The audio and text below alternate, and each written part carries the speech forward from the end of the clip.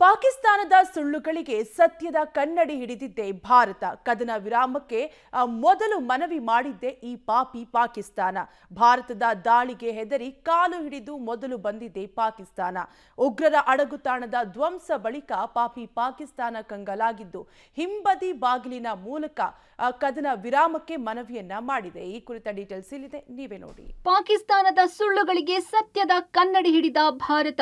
ಕದನ ವಿರಾಮಕ್ಕೆ ಮೊದಲು ಅಂಗಲಾಚಿದ್ದೇ ಪಾಕಿಸ್ತಾನ. ಭಾರತದ ದಾಳಿಗೆ ಹೆದರಿ ಕಾಲು ಹಿಡಿದದ್ದೇ ಪಾಕ್. ಪಹಲ್ಗಾಮ್ ಉಗ್ರರ ದಾಳಿಯ ಪ್ರತೀಕಾರವಾಗಿ ಭಾರತೀಯ ಸೇನೆ ಆರಂಭಿಸಿರುವ ಆಪರೇಷನ್ ಸಿಂಧೂರ ಯುದ್ಧದ ಹಂತ ತಲುಪಿದೆ. ಕಾಲು ಕೆದರಿ ಬರುತ್ತಿರುವ ಪಾಕ್ಗೆ ಭಾರತ ಭರ್ಜರಿ ಏಟು ಕೊಡ್ತಿದೆ. ಭಾರತದ ಮಿಸೈಲ್ ಡ್ರೋನ್ಗಳು ಶತ್ರು ರಾಷ್ಟ್ರದಲ್ಲಿ ಆರ್ಭಟಿಸಿ ಜಬರ್ದಸ್ತ್ ಹೊಡೆತ ಕೊಟ್ಟಿದೆ. ಆದ್ರೆ ನಾಯಿ ಬಾಲ ಡೊಂಕೆ ಅನ್ನೋ ಹಾಗಾಗಿದೆ ಪಾಕಿಸ್ತಾನದ ಕಥೆ. ಭಾರತದ ಹೊಡೆತದಿಂದ ತಪ್ಪಿಸಿಕೊಳ್ಳೋಕೆ ಯುದ್ಧ ವಿರಾಮ ಕಳ್ಳಾಟವಾಡಿದ್ದ ಕಪಟಿ ಪಾಕ್ ಮತ್ತೆ ತನ್ನ ನರಿ ಬುದ್ಧಿ ತೋರಿಸಿತ್ತು. ಇದೀಗ ಪಾಕಿಸ್ತಾನದ ಸುಳ್ಳುಗಳಿಗೆ ಸತ್ಯದ ಕನ್ನಡಿ ಹಿಡಿದ ಭಾರತ ಪಾಕ್ಗೆ ಮುಖಭಂಗ ಮಾಡಿದೆ. ಕದನ ವಿರಾಮಕ್ಕೆ ಮೊದಲು ಅಂಗಲಾಚಿದ್ದೇ ಪಾಕಿಸ್ತಾನ ಅನ್ನೋದನ್ನ ಬಯಲು ಮಾಡಿದೆ. ಉಗ್ರರ ಅಡಗುತಾಣ ಧ್ವಂಸ ಬಳಿಕ ಪಾಕ್ ಕಂಗಾಲು. ಹಿಂದಿನ ಬಾಗಿಲ ಮೂಲಕ ಕದನ ವಿರಾಮಕ್ಕೆ ಮನವಿ.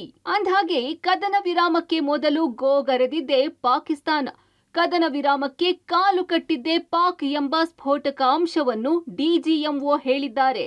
ಕರಾಚಿ ಬಂದರು ಗುರಿಯಾಗಿಸಿ ನೌಕಾಸೇನೆ ಸನ್ನದ್ಧವಾಗಿತ್ತು. ಕಳೆದ ಮೇ 9-10 ರಾತ್ರಿ ಭಾರತ ಪಾಕಿಸ್ತಾನದ ಉಗ್ರರ ನೆಲೆಗಳ ಮೇಲೆ ರಣಭೀಕರ ದಾಳಿ ನಡೆಸಿತ್ತು. ಪಾಕಿಸ್ತಾನದ ಎಲ್ಲ ಡ್ರೋನ್ ಕ್ಷಿಪಣಿಗಳನ್ನ ಭಾರತ ಹೊಡೆದು ಉರುಳಿಸಿತ್ತು. ಭಾರತದ ಏರ್ ಡಿಫೆನ್ಸ್ ಸಿಸ್ಟಮ್ ಎದುರಾಳಿಯ ಕ್ಷಿಪಣಿಗಳನ್ನ ಸಮರ್ಥವಾಗಿ ದಾಳಿ ತಡೆಯುವಲ್ಲಿ ಯಶಸ್ವಿಯಾಗಿತ್ತು. ಈ ಭೀತಿಯಿಂದ ಶನಿವಾರ ಮಧ್ಯಾಹ್ನ 3:35ಕ್ಕೆ ಪಾಕ್ ಡಿಜಿಎಂಒ ಕರೆ ಮಾಡಿ ಕದನ ವಿರಾಮಕ್ಕೆ ರಿಕ್ವೆಸ್ಟ್ ಮಾಡಿಕೊಂಡ್ರು ಅಂತ ಡಿಜಿಎಂಒ ಮಾಹಿತಿ ಕೊಟ್ರು. पाकिस्तान ने न केवल भारत के नागरिक इलाकों को निशाना बनाया, बल्कि मंदिर, गुरुद्वारा, गिरजाघर पर भी हमले करने का प्रयास किया। भारतीय सेना ने शौर्य और पराक्रम के साथ साथ संयम का भी परिचय देते हुए पाकिस्तान के अन्य ठिकानों पर भी प्रहार करके करारा जवाब दिया। हमने केवल सीमा से सटे सैन्य ठिकानों पर ही नहीं कार्रवाई की, बल्कि भारत की सेनाओं की धमक उस रावलपिंडी तक सुनी गई, जहां पाकिस्तानी फौज का हेडक्वार्टर मौजूद है। You may be aware that we tested and refined tactics and procedures at sea during multiple weapon firings in the Arabian Sea within 96 hours of the terrorist attack to strike select targets at sea and on land, including Karachi at time of our choosing. The forward deployment of the Indian Navy compelled Pakistani naval and air units to be in a defensive posture, mostly inside harbors or very close to the coast, which we monitored continuously. ಹಾಗಾದ್ರೆ ಕದನ ವಿರಾಮಕ್ಕೆ ಪಾಕಿಸ್ತಾನ ಗೋಗರೆದಿದ್ದು ಯಾಕೆ, ಕಾಲು ಹಿಡಿದು ಅಂಗಲಾಚಿದ್ದು ಯಾಕೆ ಅಂತ ನೋಡೋದಾದ್ರೆ, ಯುದ್ಧ ವಿರಾಮಕ್ಕೆ ಪಾಕ್ ಅಂಗಲಾಚಿದ್ದೇಕೆ? ಪಾಕ್ ಸೇನಾ ಬಲವನ್ನೇ target ಮಾಡಿ ಭಾರತ ಅಟ್ಯಾಕ್. ಪಾಕ್ನ 8 ಪ್ರಮುಖ ಸೇನಾ ನೆಲೆ ಉಡೀಸ್ ಮಾಡಲಾಗಿತ್ತು. 700ಕ್ಕೂ ಹೆಚ್ಚು ಡ್ರೋನ್, ಫೈಟರ್ ಜೆಟ್ ಧ್ವಂಸ ಮಾಡಲಾಗಿತ್ತು. ಚಕ್ಲಾಲ, ಸರ್ಗೋಧಾ ಸೇರಿದಂತೆ 4 ವಾಯು ನೆಲೆಗಳು ಧ್ವಂಸ. ಭಾರತದ ದಾಳಿಯಿಂದಾಗಿ ಪಾಕ್ನ ವಾಯು ಕಾರ್ಯಕ್ಷಮತೆ ಕುಸಿತ. ಪಾಕಿಸ್ತಾನದ ಶಸ್ತ್ರಾಸ್ತ್ರಗಳ ಸಂಗ್ರಹಕ್ಕೂ ಪೆಟ್ಟು ಕೊಟ್ಟಿರೋ ಭಾರತ. ಶಸ್ತ್ರಾಸ್ತ್ರಗಳು ಖಾಲಿಯಾದ್ರೆ ಪಾಕಿಸ್ತಾನಕ್ಕೆ ದೊಡ್ಡ ಹೊಡೆತದ ಆತಂಕ.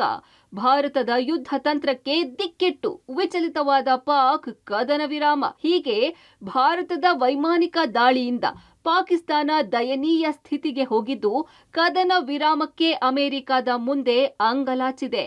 ಭಾರತ ಸತತ ದಾಳಿ ಮುಂದುವರೆಸಿದ್ರೆ ಪಾಕಿಸ್ತಾನ ತನ್ನ ಶಸ್ತ್ರಾಸ್ತ್ರಗಳನ್ನ ಕಳೆದುಕೊಳ್ಳುವ ಭೀತಿಯಿಂದ ಕದನ ವಿರಾಮಕ್ಕೆ ಮುಂದಾಗಿತ್ತು. ಕದನ ವಿರಾಮಕ್ಕೆ ಒಪ್ಪಿದ ಬಳಿಕವೂ ದಾಳಿ ಮಾಡುವ ಮೂಲಕ ತನ್ನ ಶಕುನಿಯಂತ ಕುತಂತ್ರ ಬುದ್ಧಿಯನ್ನ ತೋರಿಸಿತ್ತು. ಒಟ್ಟಾರೆ ಕೈಲಾಗದವರು ಮೈ ಪರಿಚಿಕೊಂಡ್ರು ಎಂಬಂತಾಗಿದೆ ಪಾಕಿಸ್ತಾನದ ಸ್ಥಿತಿ. ಭಾರತ ಕೊಟ್ಟ ಏಟಿಗೆ ಹೆದರಿದ ಪಾಕ್ ಕದನ ವಿರಾಮಕ್ಕೆ ಕಾಲು ಕಟ್ಟಿದ್ದು ಜಗತ್ತಿನ ಮುಂದೆ ಗೊತ್ತಾಗಿದೆ. ಜೊತೆಗೆ ಮತ್ತೆ ಏನಾದ್ರೂ ಪಾಕ್ ಬಾಲ ಬಿಚ್ಚಿದ್ರೆ ಭಯಾನಕವಾದ ದಾಳಿ ಎದುರಿಸಬೇಕಾಗುತ್ತೆ ಎಂದು ಭಾರತೀಯ ಸೇನೆ ಖಡಕ್ ಸಂದೇಶ ನೀಡಿದೆ.